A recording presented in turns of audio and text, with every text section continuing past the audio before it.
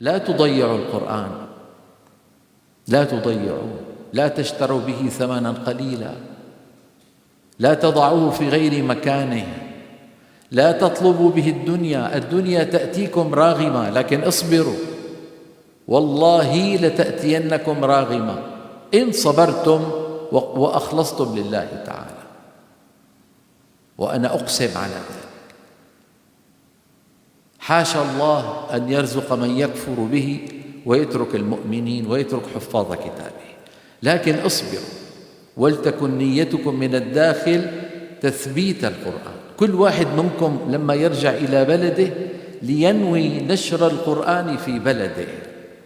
لا تكن أنانيا يا أخي، لا تقول والله أنا مالي فاضي أنا مشغول. إذا قلت أنا مالي فاضي مالي مشغول أنا مشغول، ربي يسخر غيرك. وإن تتولوا يستبدل قوما غيركم ثم لا يكونوا أمثالكم.